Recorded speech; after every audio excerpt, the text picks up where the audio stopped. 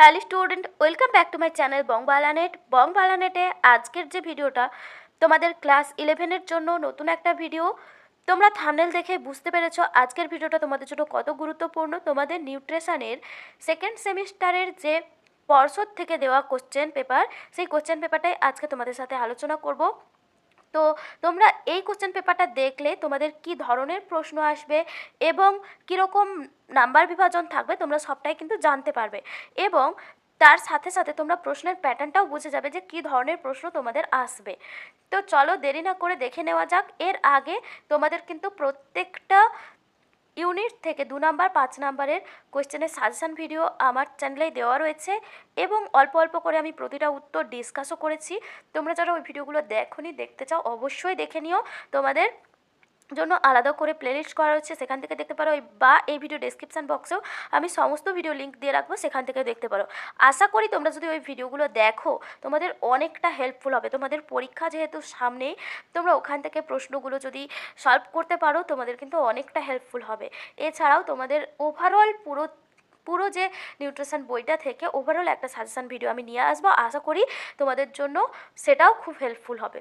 তো চলো দেখে নেওয়া যাক তোমাদের পর্ষদ থেকে কোশ্চেন পেপারটা কেমন দেওয়া রয়েছে। দেখো তোমাদের যেটা প্রথম দেওয়া রয়েছে এখানে এলএকিউ আর এসএকিউ 2 ধরনের প্রশ্ন থাকবে। তোমরা সবাই জানো ফুল মার্কস থাকছে 35। দেখো তোমাদেরকে 2 নাম্বারের 8টা প্রশ্ন করতে হচ্ছে, 2 নাম্বারের 8টা প্রশ্ন করতে হচ্ছে, কিন্তু প্রায় প্রতিটা প্রশ্নের সাথে অথবা করে দেওয়া রয়েছে। তো তোমাদের মোটামুটি 8টা প্রশ্নে 16টা মতো প্রশ্ন, দেখো 8টা প্রশ্নে কিন্তু 16টা মতো প্রশ্ন দেওয়া থাকবে। দেখো তোমাদের যদি টিচার মনে করে যে তোমাদের 8টা প্রশ্নে 16টা প্রশ্ন দেবেন তবে দিতে পারেন, যদি তার মনে হয় কম দেবেন তবে কমও দিতে পারেন, কোনো অসুবিধা নেই। কিন্তু তোমাদেরকে 2 নাম্বারের প্রশ্ন থেকে 8টা প্রশ্ন করতে হবে, এটা মনে রাখবে। তো চলো দেখে নেওয়া যাক আজকে এখানে পর্ষদের যে কোশ্চেন পেপারে যে কোশ্চেনগুলো দেওয়া রয়েছে সেই প্রশ্নগুলোর উত্তর আমি তোমাদের সাথে ছোট ছোট করে ডিসকাস করে দিচ্ছি। দেখো প্রথম প্রশ্ন কি রয়েছে, ছদ্ম ভিটামিন কাকে বলা হয়, এর উদাহরণ দাও। দেখো ছদ্মকে আমরা ইংলিশে বলি সিউডো। তো সিউডো ভিটামিন কাকে বলা হয়, এই যে ভিটামিনগুলো ভিটামিনের মতোই দেখতে, একটা যে কোনো ভিটামিন তার মতোই দেখতে অন্য একটা ভিটামিন, কিন্তু এরা ভিটামিনের মতো কাজ করে না। ভিটামিনের যে গুণ থাকে সেই গুণ এদের মধ্যে থাকে না, এদেরকেই সিউডো ভিটামিন বা ছদ্ম ভিটামিন বলা হয়। এর একটা উদাহরণ কি হতে পারে, যেমন ধরো মিথাইল কোবালামিন এটা ভিটামিন বি 12-এর সিউডো ভিটামিন। ভিটামিন বি 12 তার সিউডো ভিটামিন। ভিটামিন বি 12-এর রাসায়নিক নাম কি, সায়ানোকোবালামিনের সিউডো ভিটামিন মিথাইল কোবালামিন। তো এইভাবে তোমরা উদাহরণটা লিখবে। এরপরে রয়েছে দেখো খুব গুরুত্বপূর্ণ একটা প্রশ্ন, বন্ধ্যাত্ব প্রতিরোধী ভিটামিন কাকে বলা হয়। তো বলো বন্ধ্যাত্ব প্রতিরোধী ভিটামিন কাকে বলা হয়। দেখো বন্ধ্যাত্ব প্রতিরোধী ভিটামিন বলা হয় ভিটামিন ই কে। কেন বলা হয়, কারণ ভিটামিন ই স্বাভাবিক প্রজনন ক্ষমতা বজায় রাখতে সাহায্য করে এবং গর্ভাবস্থায় ভ্রূণের স্বাভাবিক বৃদ্ধিতে সাহায্য করে। সেই কারণে ভিটামিন ই এর যদি অভাব হয় বন্ধ্যাত্ব রোগটা দেখা যেতে পারে। তো এর কারণে ভিটামিন ই কে বন্ধ্যাত্ব প্রতিরোধী বা অ্যান্টি স্টেরিলিটি ভিটামিন বলা হয়। নেক্সট প্রশ্ন দেখো, এটাও খুব গুরুত্বপূর্ণ প্রশ্ন, পিপি ফ্যাক্টর। পিপি ফ্যাক্টর মানে পেলেগ্রা প্রিভেন্টিভ ফ্যাক্টর। এই পিপি ফ্যাক্টর কোন ভিটামিনকে বলা হয় জানো, নিয়াসিনকে বলা হয়। নিয়াসিন পেলেগ্রা রোগ প্রতিরোধ করতে সাহায্য করে বলে নিয়াসিনকে বলা হয় পিপি ফ্যাক্টর। নেক্সট প্রশ্ন দেওয়া রয়েছে, দেখো তোমাদের প্রিবায়োটিক আর প্রোবায়োটিকের মধ্যে পার্থক্য। এই পিপি ফ্যাক্টরির অথবাতে যে প্রশ্নটা দেওয়া রয়েছে, প্রিবায়োটিক এবং প্রোবায়োটিকের দুটি পার্থক্য। দেখো প্রিবায়োটিক হলো একটা অপাচ্য খাদ্য উপাদান যেগুলো মানব অন্ত্রে যে ধরনের অণুজীবগুলো থাকে সেই অণুজীব দ্বারা বিশ্লেষিত হয়, সেগুলোকে প্রিবায়োটিক বলা হয়। আর প্রোবায়োটিক হলো জীবন্ত অণুজীব যেগুলো আমরা খাদ্যের মাধ্যমে গ্রহণ করে থাকি এবং তারা আমাদের দেহে বিভিন্ন ধরনের উপকার করে, তাদেরকে প্রোবায়োটিক বলা হয়। যেমন ধরো উদাহরণ হিসাবে আমি বলতে পারি, যেমন ধরো দইয়ের মধ্যে ল্যাক্টোব্যাসিলাস থাকে যেটা কিন্তু আমাদের উপকারী। তো সেই কারণে ল্যাক্টোব্যাসিলাস ব্যাকটেরিয়াটা আমাদের জন্য উপকারী, যেটা দইয়ের মাধ্যমে আমরা গ্রহণ করি, এটা এক ধরনের প্রোবায়োটিক। তো প্রিবায়োটিক প্রোবায়োটিকের মধ্যে পার্থক্য আরও বলবে। প্রিবায়োটিক বৃহদন্ত্রে অণুজীব দ্বারা বিয়োজিত হয়, আর প্রোবায়োটিক গৃহীত মানে যে গ্রহণ করে গ্রহিতার অন্ত্রে উপকারী অণুজীবের সংখ্যা বৃদ্ধি করতে সাহায্য করে। তো এই দুটো পার্থক্য বলতে পারো। নেক্সট রয়েছে দেখো প্রধান খনিজ উপাদান বা ম্যাক্রো উপাদান বলতে কি বোঝো। দেখো ম্যাক্রো কথাটার অর্থই বেশি, যে সমস্ত খনিজ মৌলগুলো আমাদের শরীরে বেশি পরিমাণে প্রয়োজন হয় তো সেগুলোকে বলা হয় ম্যাক্রো উপাদান।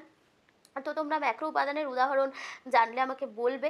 এরপরে রয়েছে দেখো, এটা তোমাদের জন্য প্রশ্নটা রাখলাম, ম্যাক্রো উপাদানের যে উদাহরণগুলো তোমরা আমাকে কমেন্টে জানাবে। দেখো এরপরে যেটা রয়েছে যে হাইপোক্যালসেমিক টিটেনি বলতে কি বোঝো। দেখো হাইপোক্যালসেমিক টিটেনি কাকে বলা হয়, খাদ্যে যদি ক্যালসিয়ামের অভাব ঘটে তখন কি হয়, নার্ভ পেশির উত্তেজনা বেড়ে যায়। মানে রক্তে ক্যালসিয়ামের পরিমাণ যদি, খাদ্যে ক্যালসিয়ামের পরিমাণ কমা মানে আমাদের যে রক্ত রয়েছে রক্তেও ক্যালসিয়ামের পরিমাণ কমে যাবে। আর ক্যালসিয়াম আমাদের নার্ভ আর পেশির উত্তেজনাকে হ্রাস করতে সাহায্য করে, মানে নিয়ন্ত্রণ করতে সাহায্য করে। আর যদি ক্যালসিয়ামের পরিমাণ রক্তে কমে যায় তখন কি হবে, নার্ভ আর পেশির উত্তেজনা বেড়ে যাবে। আর তখন যে রোগ লক্ষণ দেখা যাবে, যেমন ধরো রোগীদের মুখমণ্ডল ফুলে যাবে, হাত পায়ের পেশিতে খিঁচুনি লক্ষণ দেখা যাবে, হৃদপেশি অস্থিপেশির কার্যক্ষমতা কমে যাবে, এই ধরনের লক্ষণগুলো যে দেখা যায় এটাকেই বলা হয় হাইপোক্যালসেমিক টিটেনি। নেক্সট দেখো দিয়েছে দেহে অক্সিজেন পরিবহনে লোহার ভূমিকা দিয়েছে।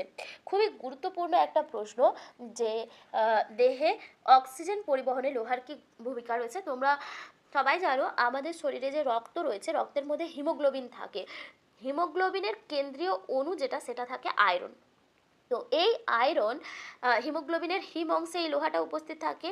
এই লোহাগুলোই কিন্তু অক্সিজেনের সঙ্গে বন্ধন সৃষ্টি করে অক্সিজেনকে রক্তের মধ্যে পরিবাহিত করতে সাহায্য করে। প্রায় 1 গ্রাম হিমোগ্লোবিন 1.3 ml অক্সিজেন পরিবহন করতে পারে। তাহলে কি বললাম, 1 গ্রাম হিমোগ্লোবিন প্রায় 1.3 ml আয়রন পরিবহন করতে সাহায্য করে। তো এইভাবে কিন্তু আমাদের দেহে অক্সিজেন পরিবহনে লোহা বিশেষ ভূমিকা পালন করে। নেক্সট দেখো যে প্রশ্নটা দেওয়া রয়েছে, দুটো ইলেকট্রোলাইটসের উদাহরণ। ইলেকট্রোলাইটসের উদাহরণ তোমরা বলতে পারো সোডিয়াম, ক্লোরিন, এগুলো ইলেকট্রোলাইটস হিসাবে কাজ করে। নেক্সট দিয়েছে দেখো লোহার একটি উদ্ভিজ্জ ও প্রাণীজ উৎসের নাম। দেখো লোহার প্রাণীজ উৎসের মধ্যে খুব ভালো উৎস হয় যেটা হচ্ছে গিয়ে যকৃৎ। যে কোনো মাংসর মেটে বা যকৃৎ যেটা, এটা কিন্তু আয়রনের ভালো উৎস। আর যদি উদ্ভিজ্জ উৎস বলতে চাই সেক্ষেত্রে গুড় বলতে পারো, তৈলবীজ, ডাল, বাদাম, এগুলো থেকে অল্প অল্প পরিমাণে পাওয়া যায় তো লোহা। এরপরে রয়েছে দেখো খুব গুরুত্বপূর্ণ একটা প্রশ্ন, ক্যালসিয়াম শোষণে ভিটামিন ডি কিভাবে সাহায্য করে। খুবই গুরুত্বপূর্ণ একটা প্রশ্ন। দেখো ভিটামিন ডি এর একটা সক্রিয় রূপ রয়েছে, ভিটামিন ডি এর সক্রিয় রূপ যেটার নাম 1,2,5 ডাইহাইড্রক্সি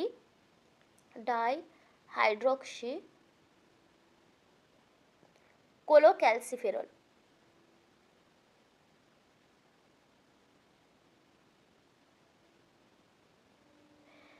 তো এখানে কোলোক্যালসিফেরল, তো এটা হলো ভিটামিন ডি এর একটা সক্রিয় রূপ। এটা কি করে, ক্যালসিয়াম বন্ধনকারী প্রোটিন সংশ্লেষকে নিয়ন্ত্রণ করে। মানে যে প্রোটিনগুলো ক্যালসিয়ামকে বন্ধন করতে পারে সেই ধরনের প্রোটিনকে সংশ্লেষে নিয়ন্ত্রণ করে এই ভিটামিন ডি এর সক্রিয় রূপ যেটা 1,2,5 ডাইহাইড্রক্সি কোলোক্যালসিফেরল। তো এই প্রোটিনগুলো কি করে, ক্যালসিয়ামকে মানে বাহক রূপে বা ক্যারিয়ার রূপে ওইগুলো কাজ করে। ওই প্রোটিনগুলো ক্যালসিয়ামের বাহক রূপে কাজ করে এবং ক্ষুদ্রান্তের কোষ দিয়ে ক্যালসিয়ামকে বহন করে রক্তে নিয়ে যায়। আশা করি তোমরা বুঝতে পেরেছো যে কিভাবে ভিটামিন ডি সহায়তা করে। নেক্সট প্রশ্ন রয়েছে দেখো, খাদ্য তালিকায় ফল ও সবুজ শাকসবজি রাখার দরকার কেন। খাদ্য তালিকায় কেন আমাদের ফল আর সবুজ শাকসবজিকে রাখতে হয়। দেখো বিভিন্ন ফলের বিভিন্ন ধরনের পুষ্টি উপাদান রয়েছে। এছাড়া ফলের মধ্যে বিভিন্ন ধরনের জৈব অ্যাসিড থাকে যেগুলো আমাদের শরীরের জন্য খুব দরকার, যেমন অ্যাপেলে ম্যালিক অ্যাসিড থাকে, লেবুতে সাইট্রিক অ্যাসিড থাকে। এছাড়া ফলের মধ্যে প্রচুর পরিমাণে কিন্তু খনিজ লবণ থাকে, খনিজ লবণের একটা গুরুত্বপূর্ণ উৎস বিভিন্ন ধরনের ফল। এছাড়া ফলের মধ্যে বিটা ক্যারোটিন রয়েছে, ভিটামিন সি রয়েছে, যেগুলো প্রত্যেকটা উপাদান কিন্তু আমাদের শরীরের জন্য দরকার। সে কারণে খাদ্য তালিকায় ফলকে রাখা উচিত। আর সবুজ শাকসবজিকে কেন রাখা উচিত, সবুজ শাকসবজির মধ্যে অনেক উপাদান থাকে সবুজ শাকসবজির মধ্যেও বিটা ক্যারোটিন থাকে। এছাড়া সবুজ শাকসবজির মধ্যে বিভিন্ন ধরনের অ্যান্টিঅক্সিডেন্ট থাকে, যেগুলো আমাদের দেহের মধ্যে মুক্ত মূলকগুলোকে, ক্ষতিকারক মুক্ত মূলকগুলোকে বের করে দিতে সাহায্য করে। সবুজ শাকপাতার মধ্যে প্রচুর পরিমাণে রাইবোফ্ল্যাভিন, ফোলিক অ্যাসিড থাকে। তো এছাড়াও ভিটামিন সি থাকে, ক্যালসিয়াম থাকে, অনেক কিছু উপাদান থাকে যেগুলো আমাদের শরীরের জন্য খুব উপকারী। সে কারণে কিন্তু সবুজ শাকসবজিকে রাখা দরকার। নেক্সট দিয়েছে দেখো স্বল্প মূল্যের কিছু সুষম খাদ্য। স্বল্প মূল্যের সুষম খাদ্য কি কি বলবে? সয়াবিন বলতে পারো, অঙ্কুরিত ছোলা বলতে পারো, এগুলো কিন্তু খুবই উপকারী এবং সুষম খাদ্যের মধ্যেই পড়ে অঙ্কুরিত ছোলা। নেক্সট দেখো ভারতীয় সংস্থা দ্বারা কিছু সংস্থা রয়েছে যেগুলো সুষম খাদ্য প্রস্তুতি করে। তার মধ্যে যেমন রয়েছে বালাহার, আর মল্ট ফুড, ভারতীয় মাল্টিপারপাস খাদ্য। তো এই ধরনের যে খাদ্যগুলো, এগুলো সবই কিন্তু স্বল্প মূল্যের সুষম খাদ্যের মধ্যে পড়ে। নেক্সট প্রশ্ন রয়েছে দেখো, ফাস্ট ফুড আর জাঙ্ক ফুডের মধ্যে পার্থক্য লেখো। দেখো এখানে একটা কথা বলে রাখি, ফাস্ট ফুড আর জাঙ্ক ফুডের মধ্যে পার্থক্য তোমরা এখানে বলবে যে ফাস্ট ফুড মানে যে সমস্ত খাদ্য উপাদানকে আগে থেকে আংশিকভাবে প্রস্তুত করে রাখা হয় এবং প্রয়োজনে সেটাকে সম্পূর্ণভাবে প্রস্তুত করা হয়, এবং তার মধ্যে বিভিন্ন ধরনের ভেজাল মেশানো হয়, যেগুলো কিন্তু মানুষের শরীরের জন্য খুব ক্ষতিকারক। তো সেই ধরনের খাদ্যগুলোকে ফাস্টফুড বলা হয়, যেমন চাউমিন, রোল, এই ধরনের খাদ্যগুলো যেগুলো যেগুলো মানে মোটামুটি রেস্টুরেন্টে পাওয়া যায়, সেগুলো ফাস্টফুডের মধ্যে পড়ে। আর জাঙ্ক ফুডে প্রচুর পরিমাণে নুন, চিনি, এই ধরনের উপাদান থাকে, যেগুলো এগুলোও আমাদের শরীরের জন্য, এরা কোনোটাই কিন্তু স্বাস্থ্যের উপর ইতিবাচক প্রভাব ফেলে না। এই জাঙ্ক ফুড হোক বা ফাস্ট ফুড, এই দুটোই কিন্তু আমাদের শরীরের ওপর নেতিবাচক প্রভাব ফেলে, মেধাধিক্যের কারণ হয়। তো সেই কারণে তো এইগুলোই তোমরা লিখবে যে ফাস্টফুড আর জাঙ্ক ফুডের মধ্যে পার্থক্য। নেক্সট প্রশ্ন রয়েছে দেখো, রান্না করার সময় শাকসবজির পুষ্টিমূল্য কিভাবে বজায় রাখতে হবে। রান্না করার সময় শাকসবজির পুষ্টিমূল্য কিভাবে বজায় রাখতে হবে, এটা খুব গুরুত্বপূর্ণ প্রশ্ন। তো যেমন ধরো ভাত রান্নার সময় কিন্তু বেশি জল ব্যবহার করা উচিত নয়। যতটা পরিমাণে চাল সেদ্ধ হতে যতটা জল লাগবে ততটাই জল ইউজ করা দরকার। সে কারণে প্রেসার কুকারে যদি ভাত রান্না করা যায় সেটা ভালো, কারণ ভাতের মারটা যখন আমরা ফেলে দিই তার মধ্যে ভিটামিন বি থাকে, যেটা ভিটামিন বি1 বা থায়ামিন থাকে, যেটা অপচয় হয়ে যায়। তো এই ভিটামিনের অপচয় রোধ করার জন্য কিন্তু যে কোনো শাকসবজি বলো, চাল বলো, এগুলোতে অতিরিক্ত পরিমাণে জল ব্যবহার করা উচিত নয়। আবার মানে পুষ্টিমূল্যটাকে বজায় রাখার জন্য পরিমিত জল ব্যবহার করা উচিত। এছাড়া লেবু জাতীয় যে কোনো ফল, এগুলোকে কাঁচা অবস্থায় খাওয়া ভালো, কারণ এর মধ্যে ভিটামিন সি থাকে, আর ভিটামিন সি তাপের প্রভাবে নষ্ট হয়ে যায়। এছাড়া খাদ্যের পুষ্টিমূল্য বজায় রাখার জন্য সেটাকে একটা নির্দিষ্ট টেম্পারেচার, যেমন 80 ডিগ্রির তাপমাত্রায় রান্না করা ভালো। এর থেকে বেশি তাপমাত্রা দিলে ওর পুষ্টিমূল্যটা নষ্ট হয়ে যেতে পারে। ভিটামিন এর পুষ্টিমূল্য বজায় রাখার জন্য প্রয়োজন মতো ঢাকা দিয়ে রান্না করা উচিত। আবার অনেক সময় খাবারে আমরা সোডা ব্যবহার করে থাকি, সোডাটা যতটা কম পরিমাণে ব্যবহার করা যাবে বা ব্যবহার না করাই ভালো। এই ধরনের যে মানে রান্নার সময় এই ধরনের কাজগুলো আমরা করতে পারি যাতে পুষ্টিমূল্যটা বজায় থাকে। এরপরে রয়েছে দেখো, রেফারেন্স ওমেন বলতে কী বোঝো। খুব গুরুত্বপূর্ণ একটা প্রশ্ন, রেফারেন্স ওমেন কাকে বলা হয়। দেখো রেফারেন্স ওমেন বলতে বোঝায় 19 থেকে 39 বছর বয়সী কোনো মহিলা হতে হবে, এবং তার ওজন হতে হবে 55 কেজি, এবং তার বিএমআই যেটা হতে হবে সেটা মানে 20 পয়েন্ট সামথিং এরকম থাকবে। এছাড়া তার উচ্চতা হতে হবে 1.62 সেমি। তো এইরকম উচ্চতা সম্পন্ন, এবং অবশ্যই যিনি 8 ঘন্টা পরিশ্রম করতে পারবেন, মাঝারি ধরনের পরিশ্রম, কোনো রোগ ব্যাধি থাকবে না, এবং গর্ভবতী হওয়া যাবে না, গর্ভবতী বা প্রসূতি হওয়া যাবে না, এবং 4 থেকে 6 ঘন্টা বসে এবং 2 ঘন্টা হাঁটাহাঁটি করবে, এবং বিভিন্ন বিনোদনমূলক কাজকর্মে সময় ব্যয় করবেন। এই ধরনের নারীকে বলা হয় ভারতীয় পুরো নারী বা রেফারেন্স ওমেন বলা হয়। নেক্সট প্রশ্ন রয়েছে দেখো, আমি যে পয়েন্টগুলো উল্লেখ করলাম ওই পয়েন্টগুলো কিন্তু পুরো নারীর ক্ষেত্রে তোমাদেরকে দিতে হবে।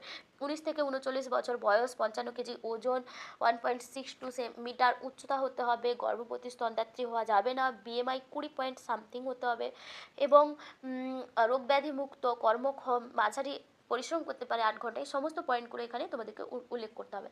এরপরে নেক্সট প্রশ্ন দিয়েছে দেখো, গাঁজানো। খাদ্যকে ফার্মেন্টেড করা হয় বা গাঁজানো হয়, তো এই গাঁজানোর উপকারিতা কি এখানে সেটাই তোমাদেরকে বলতে হবে। দেখো গাঁজানোর উপকারিতা তোমরা বলতে পারো খাদ্যকে যদি গাজানো হয় তাহলে খাদ্যটা নরম হয়, খাদ্যের পুষ্টিমূল্য বৃদ্ধি পায়। এই ধরনের পয়েন্টগুলো তোমরা এখানে উল্লেখ করতে পারো। তো এইগুলো ছিল তোমাদের এছাড়া খাদ্যের সেলফ লাইফ বৃদ্ধি পায়, তো এই ধরনের পয়েন্টগুলো ছোটো ছোটো করে উল্লেখ করবে। তো এগুলো তোমাদের 2 নম্বরের প্রশ্ন, সব প্রশ্নগুলোই আমি আলোচনা করলাম তোমাদের সাথে। এরপরে তোমাদের দেখো 5 নম্বরের যে প্রশ্ন রয়েছে, তোমাদেরকে 5 নম্বরের 3টা প্রশ্ন করতে হবে। দেখো সেখানে 2 নম্বরের 8টা মানে 16 নম্বর, আর এখানে 5 নম্বরের 3টা মানে এখানে দেখো তোমাদেরকে করতে হচ্ছে 15 নম্বর। 16 আর 15 হলো আরেকটা কোশ্চেন করতে হবে 4 নম্বরের। 5 নম্বরের 3টার মধ্যে দেখো তোমাদের প্রথম প্রশ্ন কি রয়েছে, দ্রাব্যতার ভিত্তিতে উদাহরণ সহ ভিটামিনের শ্রেণীবিভাগ করো। জলের দ্রাব্য আর ফ্যাটের দ্রাব্য। তো জলের দ্রাব্য ভিটামিনগুলোর নাম লিখবে, ভিটামিন বি কমপ্লেক্স, সি, আর ফ্যাটের দ্রাব্য ভিটামিন এ, ডি, কে। কোন ভিটামিনের অভাবে চিরোসিস রোগ হয়, ভিটামিন বি এর অভাবে। তো এইগুলো এই ধরনের যে প্রশ্নগুলো এখানে করবে। আর এখানে শ্রেণীবিভাগটা দেখো 4 নম্বর রয়েছে, এখানে সেভাবে কিন্তু তোমাদেরকে শ্রেণীবিভাগটা লিখতে হবে। নাম্বার দেখে কিন্তু তোমাদেরকে উত্তরটা ঠিকঠাক মতো করতে হবে। এরপরে বলেছে নিউট্রাসিউটিক্যালের বলতে কি বোঝো, দুটো উদাহরণের সাহায্যে দেখাও। মাছের তেল থেকে প্রাপ্ত ফ্যাটি অ্যাসিডকে আমরা কার্যকরী বা ফাংশনাল ফুড বলি কেন। নেক্সট রয়েছে মানবদেহের তৃষ্ণা কেন্দ্রটি কোথায় অবস্থিত, মানবদেহের তৃষ্ণা কেন্দ্র হাইপোথ্যালামাস, মনে রাখবে। জলের 4টি উল্লেখযোগ্য কাজ। জল দেখো আমাদের বিভিন্ন বিভাগীয় কার্যকলাপ সম্পন্ন করে, সংবহন প্রক্রিয়ায় অংশগ্রহণ করে, রেচন প্রক্রিয়ায় অংশগ্রহণ করে, বিভিন্ন ধরনের কাজ রয়েছে, তো এগুলো লিখবে তোমরা। ফ্লুরিনকে দ্বিমুখী তলোয়ার বলা হয় কেন, লোহার শোষণ ব্যাহত হয়, গুরুত্বপূর্ণ কারণগুলি। দেখো লোহার শোষণ ব্যাহত হয় যদি ভিটামিন সি কম থাকে, পলিফেনল যৌগ যদি বেশি পরিমাণে খাওয়া হয় সেক্ষেত্রে লোহার শোষণ ব্যাহত হয়। এই ধরনের অনেক রয়েছে, তোমরা এগুলো মানে ভালো করে যাবে। নেক্সট রয়েছে দেখো, খাদ্য পরিকল্পনা করার সময় কি কি বিষয় মাথায় রাখতে হবে। পরিকল্পনা করে খাদ্য খাওয়ার সুফলগুলি বুঝিয়ে বলো। এরপরে দেওয়া রয়েছে খাদ্য পিরামিড একে বুঝিয়ে দাও। সুষম খাদ্য পরিকল্পনা এর ভূমিকা কীরূপ। ল্যাক্টো ওভো ভেজিটেরিয়ান কাদেরকে বলা হয়। ল্যাক্টো ওভো ভেজিটেরিয়ান মানে যারা দুগ্ধজাত পদার্থ এবং শাকসবজি খেয়ে জীবন ধারণ করে তাদেরকে ল্যাক্টো ওভো ভেজিটেরিয়ান বলা হয়। তো এরপরে রয়েছে দেখো যেটা 4 নম্বরের এলএকিউ একটা করতে হবে। 4 নম্বরের যেটা এটা লাস্ট যে ইউনিটটা, অর্থাৎ তোমাদের চতুর্থ ইউনিট থেকে 4 নম্বরের একটাই করতে হবে। দুটো দেওয়া রয়েছে, তার মধ্যে একটা বয়স্ক মানুষদের কোষ্ঠকাঠিন্য দূর করার জন্য তাদের খাদ্য তালিকায় কী কী রাখা দরকার। অ্যানোরেক্সিয়া নার্ভোসা সম্পর্কে ধারণা দাও। যে কোনো 4টি পদ্ধতির উল্লেখ করো যার দ্বারা পুষ্টিমূল্য বৃদ্ধি করা যায়। আর দেওয়া রয়েছে 4টি পদ্ধতির মধ্যে এখানে তোমরা লিখতে পারো, যেমন অঙ্কুরোদ্গম করা, গাঁজানো, ভাপে সেদ্ধ করা। এই ধরনের যে উপায়গুলো, এর মাধ্যমে কিন্তু খাদ্যের পুষ্টিমূল্য বৃদ্ধিও করা যায়। এছাড়া ইচ্ছে করে যদি আমরা কোনো পুষ্টি উপাদান খাদ্যের সঙ্গে যোগ করি, যেটাকে ফুড ফর্টিফিকেশান বলা হয়, তো সেভাবে কিন্তু খাদ্যের পুষ্টিমূল্য বাড়ানো যায়। এবারে প্রাক বিদ্যালয়গামী শিশুদের খাদ্য পরিকল্পনার মূল শর্তাবলী কী কী হওয়া উচিত, খুব গুরুত্বপূর্ণ সমস্ত প্রশ্ন রয়েছে, এই প্রশ্নগুলো ভালো করে যাবে।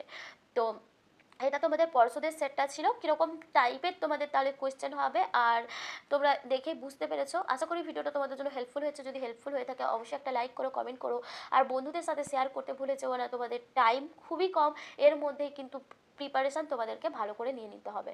35 নম্বরের প্রশ্ন তোমরা যদি ভালো করে আমার ভিডিওগুলো দেখে যাও, এখান থেকে তোমরা 30 অ্যাভাব নাম্বার তুলতে পারবে, এটা আমি তোমাদেরকে গ্যারান্টি দিতে পারি। সমস্ত ভিডিওগুলো কিন্তু তার জন্য তোমাদেরকে দেখতে হবে। তো সেই কারণে তোমাদেরকে বলবো সমস্ত ভিডিওগুলো দেখো, আর দেখে পরীক্ষা দেওয়ার পর অবশ্যই আমাকে কমেন্টে জানিও যে আমার সাজেশান ভিডিওগুলো থেকে তোমাদের প্রশ্ন লেগেছে কিনা।